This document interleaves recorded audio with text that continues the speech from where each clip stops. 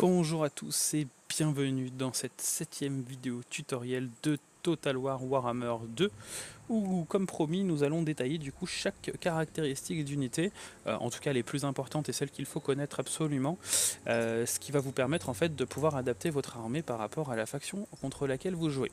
Donc j'essaierai de faire plusieurs tutoriels, un par race si possible, ça risque de prendre un peu de temps, là on est le week-end au moment où je fais cette vidéo, donc j'essaierai d'en faire une ou deux pendant ce week-end, et puis du coup essayer d'en maintenir on va dire 2 ou 3 par semaine, afin de détailler chaque faction, surtout les factions les plus jouées en campagne, et puis du coup comment on va dire composer votre armée en début, milieu ou fin de partie par rapport aux adversaires que vous avez. Donc il y a des adversaires que vous avez toujours à proximité, donc il va falloir on va dire gérer, et donc du coup c'est pour cela que nous allons tout simplement détailler la composition des armées. Voilà, donc pour ça on va se mettre tout simplement sur le mode bataille. Le mode bataille en mode bataille personnalisé. Pourquoi? Parce qu'en fait on a accès à tout le panel des unités directement, donc on verra par rapport au début ou à la fin de la partie comment je pourrais adapter votre composition. Donc ne vous prenez pas peur si vous voyez que les noms ici sont différents des vôtres. J'ai téléchargé un mode qui change les bannières de chaque faction. Donc Eaten par exemple c'est les hauts elfes avec un logo différent, et nous allons du coup généralement contre les hauts elfes toujours nous battre contre les elfes noirs en début de partie et milieu de partie. Et donc du coup il va falloir savoir comment composer son armée par rapport aux elfes noirs et par rapport à leurs armées. Donc comment ça marche? Déjà, on va partir sur Tyrion, parce que Tyrion, il a déjà 3 caractéristiques qui sont assez intéressantes, et qu'il faut connaître, enfin surtout 2 des 3. Donc en armure, la première. En armure, ça fait quoi? Donc je laisse le petit curseur dessus. En fait, pour chaque sur chaque petite caractéristique, vous pouvez laisser le curseur dessus pour voir à quoi elle correspond. Donc vous pouvez le faire aussi en carte de campagne, ça, il n'y a pas de problème. Donc les armures, ça va vous permettre en fait d'être protégé contre les unités qui n'ont pas de dégâts de perforation d'armure. Donc, c'est-à-dire que si votre Tyrion, vous l'envoyez sur une unité d'infanterie qui n'a pas de perforation d'armure, il aura un boost à la défense. Donc du coup c'est pour ça que en fin de partie généralement de plus en plus d'unités sont en armure, et du coup on va privilégier toutes les unités qui ont la caractéristique perce armure, afin d'avoir du coup des avantages sur ces factions là. Par exemple les nains jouent beaucoup avec une infanterie qui est très solide et très souvent en armure, donc il faut privilégier face aux nains des infanteries qui sont perce armure. Voilà. Donc vous avez du coup le contre à chaque caractéristique. Expert en mêlée. Expert en mêlée, ça veut dire que mon Tyrion a une caractéristique d'attaque ou de défense en mêlée qui sont très intéressantes et très importantes. Ça veut dire que tout simplement il faut que je les envoie, ces unités qui sont expertes en mêlée, contre des grosses troupes ennemies, donc soit une grosse unité d'infanterie ennemie afin que mon Tyrion à lui tout seul bloque cette unité d'infanterie, soit les héros ou monstres ennemis qui eux aussi ont des grosses attaques défense en mêlée. Faut surtout pas envoyer votre Tyrion par exemple contre une unité de lancier de base ou d'infanterie de base, parce que c'est du gâchis. Alors certes il va réussir à faire le taf, mais vous pourriez mieux optimiser vos soldats et votre Tyrion à l'envoyer sur des unités qui vont faire plus de ravages à vos troupes que vous n'allez en faire. Voilà, donc ça c'est pour les 2 premières caractéristiques. Et le spadassin, donc là on dit qu'il est surtout utile pour attaquer des cibles individuelles telles que les seigneurs ou les héros. Effectivement, du coup c'est notre seigneur légendaire, donc en 1 contre 1 il va être très efficace, et c'est pour ça que n'hésitez pas à l'envoyer contre une grosse unité d'infanterie ou des monstres aussi en 1 contre 1, puisqu'il sera ravageur, votre Tyrion. Généralement, le début de partie des hauts elfes, comment ils se présentent? Vous avez généralement des lanciers de base. Donc les lanciers de base, moi je m'en prends toujours 4 en début de partie pour commencer. Donc les lanciers de base, ils ont une grosse caractéristique, ils ont 2 bonnes caractéristiques, enfin même 3, mais 2 qui sont très très importantes. La première, c'est qu'ils ont un bouclier. Le bouclier, ça veut dire qu'ils vont faire face en fait à tous les tirs d'archers ennemis en étant protégés. Ça veut pas dire qu'ils vont pas subir de dégâts, mais ça veut dire qu'ils vont avoir un bonus de défense contre les tirs d'archerie. Donc toujours bien faire en sorte que votre frontline, donc la frontline c'est la ligne de front si je traduis, donc votre première ligne soit équipée de boucliers, puisque c'est celle qui va être le plus proche de l'ennemi et donc susceptible de subir les assauts de l'archerie ennemie. Donc le fait d'avoir des boucliers, ça va vous permettre toujours de réduire ces dégâts là. Anti-large. Anti-large, qu'est-ce que ça veut dire? Caractéristique très intéressante et très importante, c'est que ça va vous permettre en fait d'avoir des bonus contre toutes les unités dites larges. Alors qu'est-ce que c'est une unité large? Une unité large, comme la description nous l'indique, c'est une unité qui est au moins aussi grosse qu'un cheval. Donc toutes les unités monstrueuses, donc les dragons, les phénix, la cavalerie, les chars, les aigles, etc. et toutes les unités pour les autres factions, on va dire monstrueuses, sont considérées comme des unités larges. Il me semble même que les héros sont considérés comme des unités larges. Donc du coup, n'hésitez pas à envoyer et à mobiliser des anti-larges toujours sur les angles de votre armée, puisque généralement la cavalerie va chercher à vous contourner ou alors à passer par derrière avec des infanteries, on va dire, monstrueuses volantes, ou même la cavalerie pour passer à l'arrière. Donc moi, ce que je vous invite à faire, là, on est sur la composition d'armée des hauts elfes, donc ça ne se présentera pas puisque leurs unités, leurs unités avec bouclier sont également des unités larges, mais pour pas mal d'autres factions, les unités avec bouclier ne sont pas tout le temps des unités larges. Donc toujours bien vérifier à avoir sur les flancs des lanciers pour vous protéger. Donc n'hésitez pas par exemple à mettre pour une composition d'armée avec les hauts elfes 6 unités de lanciers pour commencer la partie. C'est une unité qui coûte pas cher, qui sont assez vite rentables. Vous en mettez 4 en ligne de front, une postée sur la droite de votre armée et une sur la gauche pour éviter que la cavalerie n'enfonce vos flancs. Voilà, donc ça c'est pour les unités anti-larges et défense contre les charges d'unités larges. Mais vous savez que chaque unité large a ce qu'on appelle un bonus de charge. Donc là le bonus de charge pour nos lanciers est très faible puisque ce n'est pas une unité monstrueuse. Et c'est cette défense contre les charges d'unités larges, ça veut dire que quand votre unité monstrueuse ou large va foncer sur vos lanciers, ils vont avoir un bonus de réduction de cette ligne-là pour les troupes ennemies. Donc assez important de savoir bien les positionner.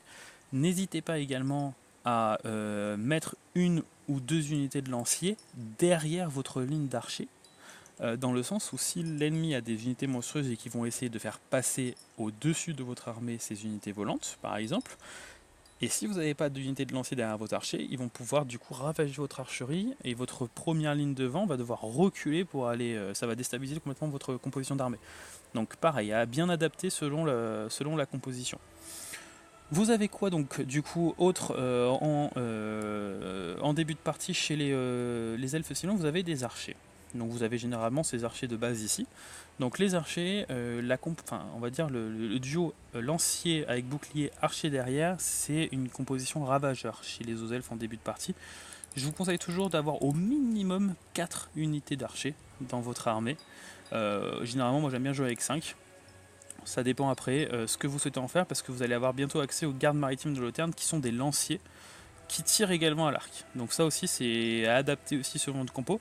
Moi généralement ce qui m'arrive de faire c'est une fois que j'arrive à pouvoir avoir accès à ces gardes maritimes de l'Auterne, alors avec bouclier plutôt, c'est d'enlever 2 unités de lanciers ici et de les mettre. Donc vous gardez des unités de lanciers de base. On voit que par exemple si on compare les deux unités, je vais gagner en attaque en mêlée, en défense en mêlée, en puissance des armes et je vais perdre en points de vie. Moi mon but c'est que ma fontaine elle tienne le plus possible. Et donc c'est pour ça que je ne vais pas remplacer toutes mes troupes par des gardes maritimes de l'Auterne avec bouclier, puisque les points de vie sont moindres, il y a moins de troupes et donc du coup ils vont plus vite être décimés alors que là du coup ils vont plus tenir ma première ligne. Donc voilà comment on peut déjà adapter notre première composition en début de partie contre les elfes noirs.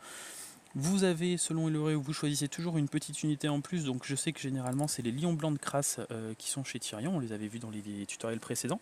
Donc c'est ce qu'on appelle de l'unité de tier 2, puisque vous devez avoir un bâtiment de niveau 3, donc sachez qu'il y a 5 niveaux de bâtiment, le niveau 3 donc c'est du tier 2. Et du coup c'est une unité d'infanterie qui commence un peu à faire des ravages, donc on voit que eux ils sont en armure et perce armure, on a parlé du perce armure tout à l'heure, donc qui est efficace contre les unités en armure. Ils ont une cape du lion qui leur donne une petite résistance contre les projectiles et un guide des forêts qui augmente en fait les dégâts et la défense quand vous combattez dans une forêt. Donc pareil, il va falloir aussi essayer de gérer ces unités pour qu'elles soient toujours en forêt si possible et qu'elles se battent en forêt. Ces unités là, vous les placez toujours derrière les archers ou derrière entre les lanciers et les archers. Je vous conseille toujours de les laisser moi derrière les archers, toujours pareil, puisqu'il faut toujours pour moi garder une petite unité d'infanterie derrière ces archers au cas où vous faites contourner, vous faites submerger, pour pouvoir les protéger. Par exemple, les Skaven vous font pop des unités derrière les lignes ennemies, donc avec un sort, vous pouvez en fait générer une unité sur l'archerie ennemie, et si vous n'avez pas d'infanterie pour protéger vos archers, et ben du coup ils se font ravager. Donc moi, généralement, je les laisse toujours derrière jusqu'à ce que le combat s'engage, et dès que le combat est engagé, je commence à les bouger sur l'unité, on va dire, ennemie la plus pénible. Unité d'infanterie, hein. Surtout pas, les envoyer surtout pas sur une unité large, parce que c'est pas le but. Les unités anti-large sont faites pour ça.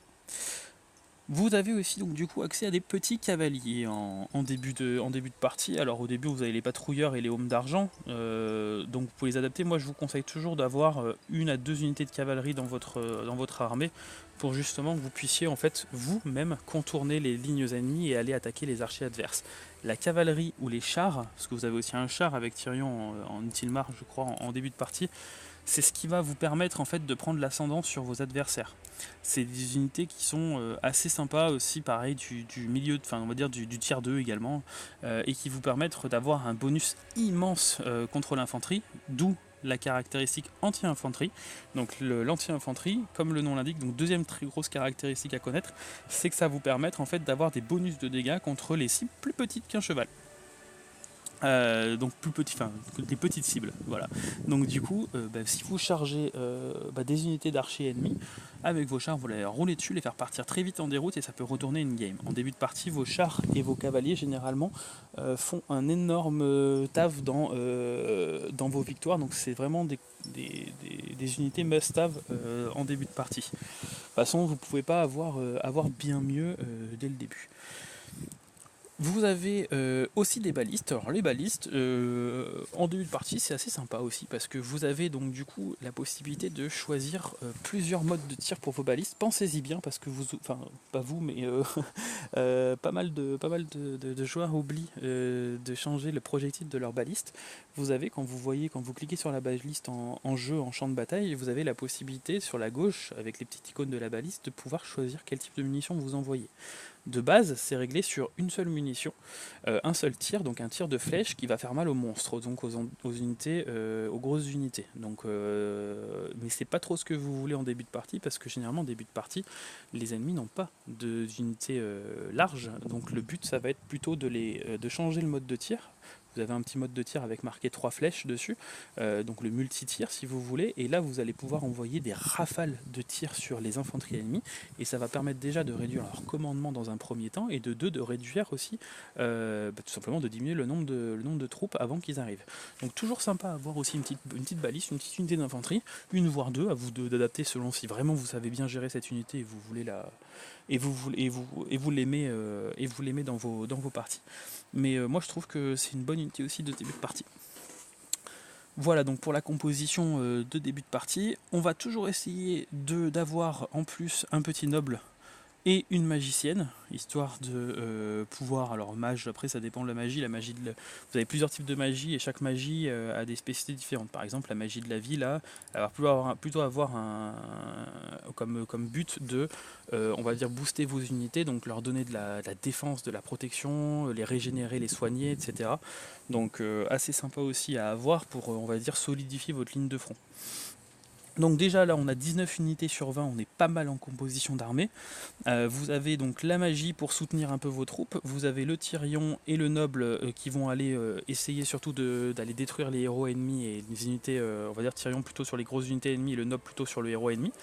Vous avez les archers qu'il va falloir absolument protéger, parce que c'est ce qui va faire aussi que vous gagnez une bataille, c'est que vos archers vont tirer des milliers de flèches en étant toujours protégés par cette ligne de front. Donc veillez bien à avoir cette ligne, la booster et la soigner avec votre mage, tout en continuant à tirer avec vos archers. Vos flancs seront protégés par d'un côté un garde maritime de Loterne et de l'autre côté l'autre garde maritime de Loterne, pour donc du coup essayer dans un premier temps d'harceler l'ennemi avec des tirs, et puis une fois arrivé au CAC, du coup de passer en mode combat, c'est-à-dire en mode lance, et de bloquer les unités larges ennemies. Votre cavalerie qui aura pour but de contourner la défense, le char de la même façon, et le baliste qui lui du début à la fin auront pour but d'harceler l'ennemi. Voilà. En 20e unité, puisqu'on doit rajouter une 20e unité, si vous avez accès au panel des phénix, vous pouvez prendre un petit phénix. Généralement le phénix de givre est plus sympa, puisque du coup a des meilleures statistiques si on regarde, hein. Meilleures statistiques de points de vie, meilleures statistiques de commandement, de puissance des armes, de défense.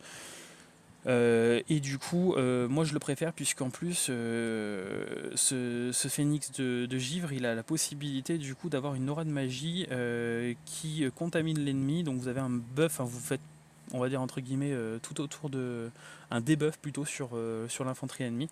Donc moi je préfère avoir un phénix de givre. Là vous avez une bonne petite composition d'armée pour un début de partie réussi au niveau des elfes. Et on verra du coup après comment adapter cette composition sur le milieu et la fin de partie. Voilà pour commencer. Si vous n'avez pas le temps de construire cette armée et que vous voulez directement aller harceler l'ennemi, moi je vous invite toujours de partir avec au moins, on va dire, si vous voulez garder une quinzaine d'unités, toujours avoir, on va dire, ce type d'armée là. C'est-à-dire, alors, allez, au moins, on va dire 5 unités de première ligne, les archers au moins 4 en seconde, l'unité d'infanterie derrière, la cavalerie sur les côtés, la balise qui harcèle et le monstre et le héros. Voilà pour ce début de partie. On fera un petit test aussi, alors peut-être pas dans cette vidéo, mais je ferai aussi pour vous montrer la vidéo, on va dire, démonstration. Donc pour chaque faction, je vais faire une vidéo tuto de comment composer son armée en début, milieu, de fin de partie, comme là on va faire le début de fin de partie. Et puis après, je ferai une vidéo avec la bataille explicite, carrément en carte de combat, où on verra, on choisira à chaque fois une bataille en début de partie, milieu de partie, fin de partie, et on verra comment l'adapter. Voilà pour donc du coup ce début de partie. On va passer au milieu de partie maintenant. Donc au milieu de partie, vous aurez accès à un peu plus de panels d'unités. Donc vous allez commencer à avoir accédé à ces lions blancs de crasse. Vous aurez toujours besoin, alors c'est là où ça va peut-être changer parce que vous allez pouvoir du coup directement toujours avoir votre 4, j'y tiens hein, à ces 4 lanciers de base.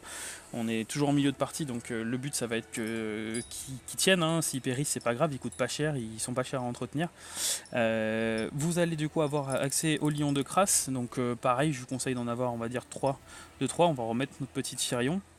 La composition ne changera pas, il faudra toujours que vous ayez un noble et un mage, alors mage vie ou autre si vous voulez être plus offensif, vous pouvez avoir un mage d'ombre ou un mage d'autres types de magie. Faudra toujours que là vous passez sur des archers, donc du coup alors eux ont plus grosse portée, c'est la plus grosse portée que vous ayez. Alors vous avez 165 avec ceux-là et avec ceux-là vous avez 180. Le but c'est que vous commenciez à tirer avant l'archerie ennemie. Alors en milieu de partie vous allez pouvoir avoir accès aux Sword of Lorn. Donc les Sword of Lorn, hop, c'est ce qui va devoir remplacer les archers de base. Vous avez la même portée, 180, elles ont plus de munitions, elles font beaucoup plus de dégâts, 25 contre 20, donc c'est assez énorme. Donc pareil, 4 unités d'archers, voire 5. Ça c'est vous qui adaptez comment, selon la façon dont vous voulez jouer. Voilà donc pour ce milieu de partie. On aura toujours notre cavalerie qui sera cette fois on va dire plus de tier 3. On aura alors soit deux cavaleries, soit un char, hein, c'est vous qui voyez aussi de la façon dont vous voulez jouer. Vous aurez du coup pareil un phénix, votre baliste. Un petit aigle, pourquoi pas. C'est une unité qui est assez rentable, l'aigle, puisqu'en fait elle ne coûte pas si cher que ça, et en fait elle va permettre de passer aussi derrière les lignes ennemies pour aller, on va dire, stopper l'archerie. Donc super sympa aussi à avoir en début milieu de partie, un petit aigle, vous pouvez le rentabiliser assez vite. Si vous aimez la cavalerie, le lance-projectile, mais il faut la gérer aussi, il faut la micro-gérer, c'est assez sympa, vous pouvez en avoir une petite, puisque c'est assez bien pour kite un peu les ennemis. Et en dernière unité, on va se mettre, on va dire, bon, allez, on va la jouer absolument pour on va dire version protecteur. Il faut qu'on ait des gardes narratives de Loterne, donc il faut qu'on en ait 2, on va plutôt la jouer plutôt comme ça. Donc voilà, plutôt une composition, on va dire milieu de partie, où là vous aurez donc du coup un lion blanc de crasse en plus, avec donc du coup les gardes maritimes de l'Autern avec bouclier. Vous aurez 4 sœurs d'Averlorn qui vont vous permettre de payer vos archeries. Vous aurez des cavaleries niveau 3, un petit aigle, et on restera sur ce point de sur cette composition là. Voilà pour le milieu de partie. La fin de partie, là, c'est là où ça va changer pas mal. On reprend notre Tyrion, on reprend notre noble demoiselle d'honneur. J'ai pas encore eu le temps de trop les tester, donc je peux pas trop vous en parler. C'est pas de la magie haute, c'est de la magie de vie qu'on avait pris, mais ça changera pas grand chose. On va du coup avoir accès toujours à nos 4 unités de lancier. Donc à ce moment-là, on va avoir accès également toujours aux sœurs d'Averlorn dans mes 4. Et c'est là où ça va changer. C'est que vous avez toujours votre unité pour tanker. Là, vous allez avoir accès aux gardes phénix, qui est on va dire le must-have des hauts elfes, qui sont anti-large. Donc là, plus besoin de s'embêter à prendre des gardes maritimes de l'Autern avec bouclier. Vous allez prendre 2 unités de gardes phénix, et vous allez prendre 4 unités de maîtres épéistes de hauts elfes, de Hoët. Je vous détaillerai le tout après. Hein. Il nous faut toujours notre cavalerie, donc 2 princes dragons, et notre monstre, donc un dragon stellaire de préférence, puisque c'est le gros de l'armée. Alors, on va la détailler cette composition. Alors, pour commencer, toujours pareil, ces 4 unités-là, si vraiment, on va dire que vous voulez la jouer agressif, vous pouvez les remplacer par les gardes maritimes de l'Autern. N'oubliez pas toujours que les lanciers tankent mieux, font moins de dégâts, et les gardes maritimes de l'Autern vont commencer à tirer sur l'ennemi au moment où ils sont à 165 de portée. D'accord. Donc là, ça veut dire quoi? Ça veut dire qu'au moment où les troupes ennemies vont venir sur vous, vous les aurez déjà amochés. Donc ça, c'est pas mal aussi. Mais du coup, une fois au corps à corps, ils vont moins bien encaisser que ces unités-là, même s'ils ont plus de défense en mêlée. 2 de plus, c'est pas énorme. 1440 PV, ça commence à faire. Donc, à vous d'adapter ces 4 unités de lancier pour avoir autre chose. Les 4 maîtres épéistes d'Hoët. Donc ça, c'est votre unité anti-infanterie. L'unité qui va aller harceler les unités ennemies. Ça, pareil, vous pouvez y adapter selon la faction contre laquelle vous jouez. Par exemple, si vous jouez contre des hommes lézards en fin de partie qui ont une énorme unité monstrueuse, au lieu d'avoir 4 unités infanterie et 2 unités anti-large, on aura plutôt l'inverse, 4 unités anti-large et 2 unités anti-infanterie. Toujours les unités infanterie, il en faut toujours pour aller gérer l'infanterie ennemie, et l'anti-large toujours pour gérer les monstres ennemis. Donc vous avez en position de votre armée les 4 lanciers devant, un garde phénix sur la droite, un garde phénix sur la gauche, votre 4 sœurs d'Averlorn juste derrière. Derrière les sœurs d'Averlorn, vous avez les maîtres épéistes de Hoët, qui vont du coup charger une fois que la bataille aura eu lieu pour ne pas prendre les tirs de projectiles ennemis. Vous avez sur les côtés, alors soit du même côté, soit d'un côté différent, 2 princes dragons qui vont aller charger de contourner les ennemis et d'aller les ravager. Vous avez votre dragon stellaire, et vous avez du coup toujours votre mage pour buff et faire tenir votre ligne de front, le noble qui ira sur l'unité ennemie, et le Tyrion pareil qui a harcelé les ennemis. Voilà pour la composition classique, on va dire, que vous pouvez toujours adapter. C'est qu'une indication que je vous donne pour être, on va dire, le plus complet possible. Vous pouvez du coup l'adapter pour chaque faction. C'est-à-dire que si vous avez envie de jouer avec un peu moins d'archers, alors moi je vous conseille toujours de garder 4 unités d'archers, c'est personnellement comme ça que je fais mes campagnes, et ça marche relativement bien. Moi c'est la composition d'armée que généralement je privilégie le mieux, avec du coup cette frontline qui est faible, mais le but c'est qu'elle tienne le temps que nos maîtres épéistes arrivent et ravagent l'ennemi. Protégez vos flancs, n'oubliez pas, c'est le plus important. N'hésitez pas si vous voulez à enlever peut-être une unité de maître épéiste, à mettre un monstre en plus, si ça vous fait plaisir d'avoir plus de dragons dans votre équipe. Mais n'oubliez pas que la composition d'armée classique et optimale, c'est celle-ci. Toujours pareil, à adapter selon la faction que vous rencontrez. Voilà, j'espère que ça vous aura plu. Je regarde juste si on n'a pas oublié de parler un petit peu de capacités très importantes. On a vu l'armure, le perce armure, l'anti-infanterie, l'anti-large. Le reste, bon, sauf le dragon stellaire, ça, On va dire que c'est, vous lirez si vous avez besoin, mais c'est pas très important. Défense contre toutes les charges, donc là c'est l'évolution de défense contre les unités larges, puisque là, défense contre toutes les charges, vous n'avez aucun bonus de charge ennemie. Ce qu'on va juste faire pour détailler et pour finir cette vidéo, c'est qu'on va détailler les caractéristiques en bas, c'est-à-dire l'armure, le commandement, la vitesse, l'attaque en mêlée, la défense en mêlée, la puissance des armes, les bonus de charge. On va commencer par le bas. Le bonus de charge, on l'a dit tout à l'heure, c'est le bonus que votre unité va avoir en termes de dégâts à charger l'ennemi. Donc quand elle fonce sur l'ennemi pour la première fois, plus votre unité a un bonus de charge, plus elle va faire des dégâts à l'ennemi. D'où la cavalerie qui a un bonus de charge de 80, puisque quand vous allez charger les ennemis, vous allez leur faire des dégâts monstrueux. La puissance des armes. Donc la puissance des armes, c'est assez compliqué. Alors il ne faut pas confondre attaque en mêlée et puissance des armes. La puissance des armes, c'est les dégâts causés par les armes d'une unité, incluant les dégâts de base et ceux de perforation d'armure. Donc ça va additionner en même temps la perforation d'armure de votre héros. Donc on voit qu'en dégâts d'armes de base, on a 270 et en dégâts de perforation d'armure, il y en a 220. Voilà, c'est indiqué que les dégâts de perforation d'armure sont toujours appliqués, quoi qu'il arrive, mais ceux de base peuvent être bloqués par des protections.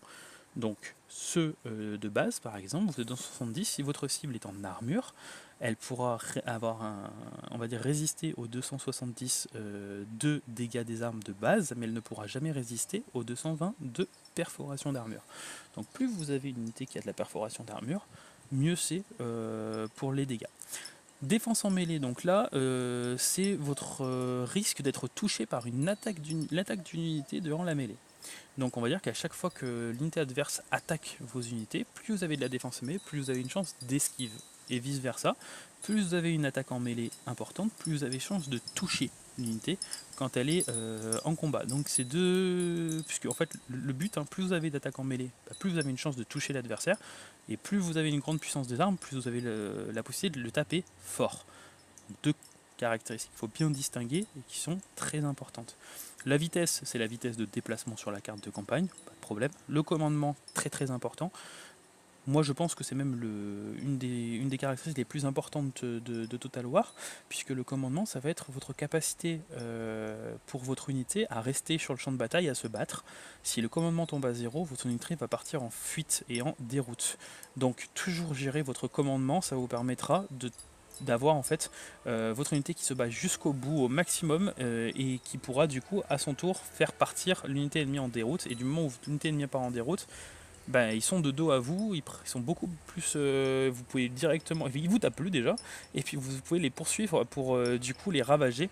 Et le commandement, donc du coup, c'est une des statistiques les plus importantes. Et enfin, l'armure. Donc, comme le nom le met, l'armure, tout simplement, plus vous avez d'armure, plus vous avez de résistance aux tirs ou aux dégâts en mêlée.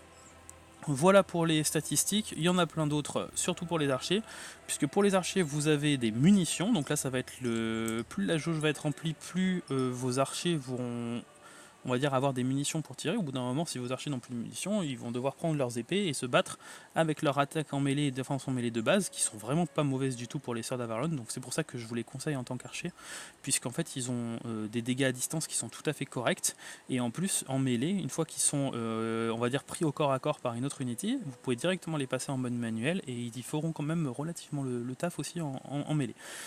Vous avez donc du coup la portée qui, on l'a vu tout à l'heure, va déterminer à quel moment vos unités vont taper sur l'ennemi. Donc plus vous avez une portée importante, plus vos unités vont tirer de loin. Et les dégâts à distance, qui vont de la même façon que les dégâts que la puissance des armes, on va dire avoir un impact sur les dégâts que vous faites, que vos flèches font directement en touchant l'ennemi. Voilà donc pour les statistiques les plus importantes. J'espère que cette vidéo vous aura plu. Comme je vous ai dit précédemment, on essaiera de mettre en pratique tout ça avec une bataille contre Nagaron. Donc on le fera sûrement avec cette composition d'armée là contre une composition d'armée optimale. Si ça vous a plu, n'hésitez pas à laisser un petit commentaire. Comme vous savez, ce sont mes premières vidéos sur YouTube. Donc je fais sûrement pas ça par but lucratif, au contraire, je fais plutôt ça par plaisir. Donc n'hésitez pas à laisser des petits coms, ça fait plaisir. Et puis je vous souhaite une excellente journée et puis à bientôt.